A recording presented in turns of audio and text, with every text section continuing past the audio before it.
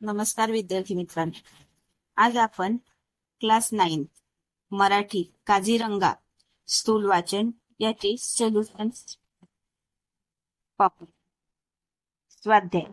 काझीरंगा अभयारण्याची वैशिष्ट्ये खालील मुद्द्यांना अनुसरून लिहा. यात प्रश्न पहिला आहे, काझीरंगा अभयारण्याची वैशिष्ट्ये खालील मुद्द्यांना अनुसरून लिहा. त्यात अ आहे भौगोलिक वैशिष्ट्ये आणि आ आहे प्राणी जीवन. तर काझीरंगा या अभयारण्याची भौगोलिक वैशिष्ट्ये काय होती ती आपण या उत्तरात बघू. साचा भारताचे भूषण असलेले काझीरंगा हे अभयारण्य आसाम राज्यात सुमारे 265 चौरस किलोमीटर परिसरात वसलेले आहे. या परिसरात सर्वत्र चिखल खूप जास्त प्रमाणात आढळतो. इथल्या कमरे इतक्या चिखलातून फिरणे माणसाला अशक्य असते. त्याचबरोबर इथे सर्वत्र इतके उंच गवत वाढलेले असते की त्यामध्ये हत्तीवर बसलेला माणूसही लपून जातो. या अभयारण्यात वावरणाऱ्या प्राण्यांमध्ये इतकी विविधता आहे की अशी विविधता एक आफ्रिका सोडल्यास इतरत्र कुठेही आढळत नाही. हुलॉक नावाचा शेपटी नसलेला वानर इथे आढळतो. आसाममध्ये वैशिष्ट्ये दाखविणारा दुसरा खास प्रापो म्हणजे एकशिंगी गेंडा होय. या ठिकाणी सगळे वन्य पशु बहुतेक सकाळी लवकर किंवा सूर्यास्ताच्या वेळी पाहायला मिळतात. इथल्या गवतामध्ये मनसोक्त चरणाऱ्या रान म्हशींचा कळप पाहिला की मन आनंदून जाते. किंचित काळसर अंगावर अस्पष्ट पांढुरके ठिपके असलेल्या हरणांचा उड्या मारत वेगाने पळत जाणारा कळप पाहिला की मन समाधानाने भरून जाते. हे आहे काझीरंगा अभयारण्यातील भौगोलिक वैशिष्ट्ये. भौगोलिक आणि प्राणी जीवन. भौगोलिक वैशिष्ट्ये आणि प्राणी जीवन हे आपण या उत्तरात बघितले. प्रश्न दुसरा आहे, प्राण्यांचे गंधज्ञान या संकल्पनाबाबत तुमचे मत लिहा. आता प्राण्यांचे गंधज्ञान म्हणजे प्राण्यांना वास घेऊन कसं समजतं की पुढे काय होणार आहे किंवा इथे काय झालेलं आहे, यावर तुमचे स्वतःचे मत, तुमची काय संकल्पना आहे ते या प्रश्नाचे उत्तर आहे. तर ते असे आहे, काझीरंगा अभयारण्यातील कमरे इतक्या चिखलातून फिरणे माणसाला अशक्य आहे. शिवाय या ठिकाणी सर्वत्र खूप उंच गवत वाढलेले असते. त्यामुळे इथे जंगल सफारीसाठी 15-20 हत्ती खास शिकून तयार केले आहेत.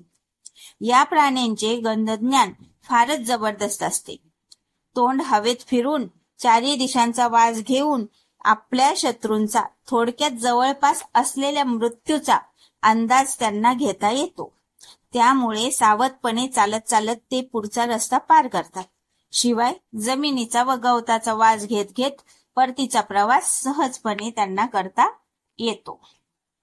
प्रश्न तिसरा आहे, काझीरंगा ही कर्दमभूमी आहे हे विधान सोदाहरण स्पष्ट करा.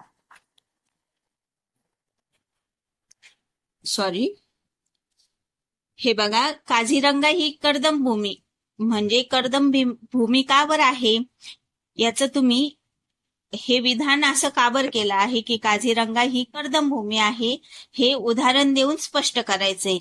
या प्रश्नामध्ये याचं उत्तर आहे, भारताच्या आसाम राज्यात इतर राज्याच्या तुलनेत थोडा जास्त पाऊस पडतो. त्यामुळे या भागात झाडे, झुडपे आणि गवत भरपूर उगवते. त्यामुळेच येथील काझीरंगाच्या अभयारण्यात चिखल खूप जास्त प्रमाणात आढळतो. काही ठिकाणी तर कमरे इतका चिखल आढळतो. त्यातून फिरणे माणसाला अशक्यच होऊन जाते. या चिखलामुळेच वैशिष्ट्यपूर्ण असा एकशिंगी गेंडा या अभयारण्यात आढळतो. आपले शरीर थंड ठेवण्यासाठी तो स्वतःला चिखलाने माखून घेत असतो. चिखलात पूर्णपणे माखलेला गेंडा चिलखत घालून पायावर उभ्या असलेल्या एखाद्या विशालकाय योद्ध्यासारखा वाटत असतो. एक प्रकारे नैसर्गिक संरक्षणच गेंड्याला निसर्गाने बहाल केल्यासारखे वाटते. म्हणून या काझीरंगा अभयारण्याला काय म्हणतात? कर्दम भूमी. प्रश्न चौथा आहे, टिपा लिहा. यात टिपा कशावर लिहायचा आहे? नंबर 1 वैजयंती, नंबर 2 एकशिंगी गेंडा, नंबर 3 गेंड्यांच्या सवयी, नंबर 4 रानबगळे. आता या काझीरंगा स्थूल वाचनात आपण काल बघितले वैजयंती हे नाव कोणाचे होते? हत्तीनीचे, ज्यावर लेखक बसून काझीरंगा अभयारण्याची सफारी म्हणजे ते फिरले. तर आपण वैजयंतीबद्दल टिपा लिहू. काझीरंगा या अभयारण्यात प्रवाशांना फिरून आणण्यासाठी आसाम सरकारने जे 15-20 हत्ती शिकून तयार ठेवले आहेत, त्यापैकीच एक हत्तीन म्हणजे वैजयंती होय. ती इतर वन्य पशूंना घाबरत नाही, शिवाय दाट गवतातून ती सहज मार्ग काढते. जंगलात फिरण्यासाठी लेखकाला तीच हत्तीन मिळाली होती. ती खूप देखणी, इंद्राच्या ऐरावताची मुलगी शोभेल अशीच होती. गवतातून चालताना जणू रेशमी साडी सळसळते आहे अशा ऐटीत ती चालत होती. मात्र माहुताच्या सगळ्या आज्ञा ती मानत होती. तिचे गंधज्ञान फारच जबरदस्त होते.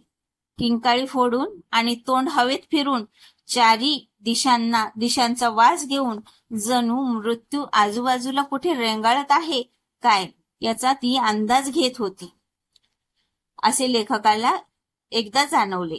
काझीरंगाचा विस्तीर्ण वनप्रदेश तुडवत भिजलेल्या वाऱ्यावर मंद मंद गतीने तरंगत गिरक्या घेणाऱ्या गवताचा सुगंध घेत, तसेच स्वतः बरोबर इतर प्रवाशांना जंगल भटकंती आनंद मिळवून देणारी वैजयंती एक उत्कृष्ट सोबतीनच म्हणावी लागेल.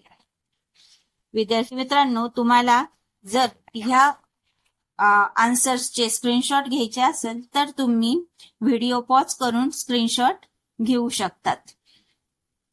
स्क्रीनशॉट घ्या, नंतर म्हटलंच तर प्रिंटआउट काढून तुम्ही हे आन्सर लिहू शकतात. नंबर 2 एकशिंगी गेंडा. आसामचे वैशिष्ट्य दाखविणारा खास प्राणी म्हणजे एकशिंगी गेंडा होय. काझीरंगा अभयारण्यात तो आढळतो. जगातील प्रचंड काय प्राण्यात भारतातील एकशिंगी गेंड्याचा 4था नंबर लागतो. साधारणतः असा समज आहे की गेंडा हत्तीच्या अंगावर चालून जातो, पण शेजाऱ्याला निष्कारण त्रास देणे त्याच्या रक्तातच नसते. पण क्वचित एकटेपणाने वैतागलेला गेंडा समोर येणाऱ्या पशूंवर आक्रमण करायला निघतो. असा एक शिंगी गेंडा प्रत्यक्ष पाहण्यासाठी लेखक काझीरंगाला गेले होते. इथे फिरत असताना थोड्याच वेळात लेखकाला जवळच चिलखत घालून पाहणाऱ्या उभ्या असलेल्या एखाद्या विशालकाय योद्ध्यासारखा पण निश्चल उभा असलेला एकशिंगी गेंडा दिसला. नंबर 3 गेंड्यांच्या सवयी. गेंडा आपले शरीर थंड राखण्यासाठी चिखलाने अंग माखून घेतो. तो सामाजिक आरोग्याचा चाहता असतो. त्यासाठी सबंध मोठ्या जंगलात फक्त एकाच ठिकाणी जाऊन तो आपली विष्ठा टाकतो. कित्येक मैल दूर असला तरी त्याच एका जागेवर तो नेहमी परतून येतो. वाटेल तेथे घाण टाकू नये, शेजाऱ्या पाजाऱ्यांना त्रास होईल असे वागू नये हे समजणारा गेंडा खरोखरच शहाणा व्यक्ती आहे असे म्हणावे लागेल. नंबर 4 गाय बगळे. वैजयंती हत्तीनी बरोबर बसून लेखक जंगल सफारी करत होता. त्यावेळी उंचच उंच गवतामधून 5-15 म्हशींचा कळप शांतपणे चरताना त्यांना दिसला. म्हशी गवतातून चालतात त्यावेळी गवतातले अनेक लहान सहान कीटक घाबरून हवेत उडतात. त्यांना खाण्यासाठी गायबगळे नेहमीच म्हशींच्या जवळ अथवा त्यांच्या पाठीवरती येऊन बसतात. विशाल शिंगांच्या 10-15 म्हशींना बघून मधून वावरणारे हे बगळे पाहून लेखकांच्या मनात आले की निसर्गाची ही काळ्यावरची पांढरी लिपी केव्हा तरी कागदावर चित्रित केली पाहिजे. म्हणजेच काळ्या रान म्हशींच्या मोठ्या आणि सुंदर शिंगांच्या मधून वावरणारे पांढरे बगळे यांचे सुंदर असे चित्र कधीतरी काढावे असे लेखकाला वाटले.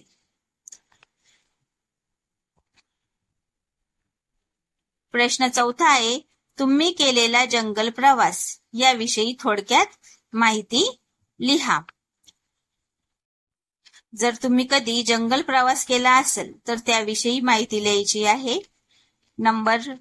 नंतर आहे लेखकाचा परिचय आणि प्रस्तावना.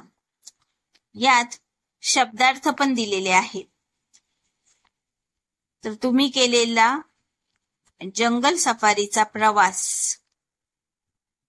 जंगल प्रवास याविषयी थोडक्यात माहिती लिहा. तर याची उत्तर आहे, 2 वर्षापूर्वी 10वीची परीक्षा संपल्यानंतर एप्रिल महिन्यामध्ये मी माझ्या काकांबरोबर सोबत ताडोबा राष्ट्रीय उद्यान पाहण्यासाठी गेलो होतो. महाराष्ट्रातील चंद्रपूर जिल्ह्यात असलेले हे उद्यान भारताची शान आहे. येथे प्राणी, पशुपक्षी यांची विविधता आपण अनुभवू शकतो. येथे आढळणारा वाघ हा इथल्या आकर्षणाचे केंद्र आहे. आम्ही पहाटे 5:30-6 वाजताच जीपमध्ये बसून जंगल सफारीसाठी निघालो.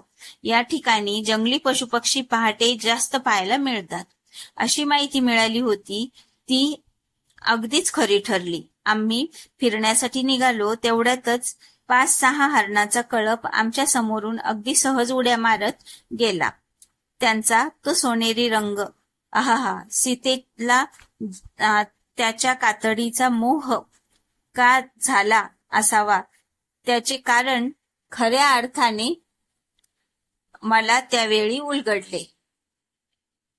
पशुपक्ष्यांच्या किलबिलाटाने सारे वातावरण धुंद झाले होते. डोक्यावरून निर्भयपणे उडत जाणाऱ्या बगळ्याची रांग पाहिली आणि बालकवींची श्रावण मास कविताच आठवली. डोक्यावर शिंगांचा संभार मिरविणाऱ्या काळविटांचा कळप गवतामधून चरताना पाहिला आणि क्षणभर हरखूनच गेलो. दिवसभर भटकंती करून थकून परतीच्या वाटेवर निघालो. प्रवासी बंगला 1520 मिनिटाच्या अंतरावर असेल नसेल आणि तितक्यातच अचानक रस्त्यावर ताडोबाच्या राजाचे भव्य दिव्य दर्शन घडले. चालकाने जीप थांबवली आणि काहीही हालचाल न करता शांतपणे समोरच्या वाघाकडे पाहण्यास सांगितले. त्यांची ती भेदक नजर, डौलदार चाल पाहताना आम्हाला कसलेही भान उरले नव्हते. ही लेखकांचा परिचय आहे. काझीरंगा समरी इन मराठी लेखकाचा परिचय. याचा तुम्ही स्क्रीनशॉट घ्या आणि प्रस्तावना याचाही स्क्रीनशॉट घ्या. शब्दार्थ. विस्तार म्हणजे आवाक, वाढ, फैलाव, व्याप्ती. चौरस म्हणजे स्क्वेअर ऑफ अ युनिट. वावरणे, ये जा करणे. पुच्छविहीन, शेपटी नसलेला. प्रतीक, खून किंवा चिन्ह. वानर म्हणजे माकड, निर्बुद्ध, मूर्ख. या सर्वांचा तुम्ही व्हिडिओ पॉज करून स्क्रीनशॉट घ्या म्हणजे तुम्हाला काहीही अडचण येणार नाही. टिपा. इंद्र म्हणजे देवांचा राजा. ऐरावत म्हणजे इंद्राचा हत्ती. काझीरंगा आसाममधील एक अभयारण्य. वैशाख म्हणजे हिंदू कालगणनेतील 2रा महिना. वाक्प्रचार. नशीब जोरदार असणे म्हणजे चांगले नशीब असणे. अंगावर चालून जाणे म्हणजे हल्ला करणे. खून करणे म्हणजे संकेत देणे. दृष्टीस पडणे म्हणजे दिसणे. चित्रित करणे म्हणजे रेखाटणे. किंकाळी फोडणे म्हणजे जोराने आवाज करणे. याचाही तुम्ही एक स्क्रीनशॉट घ्या. मी 2 मिनिटं असं 1 ते 9 पर्यंत तुम्हाला दाखवते. तर हे सर्व होते काझीरंगा या स्थूल वाचनाचे प्रश्न उत्तर.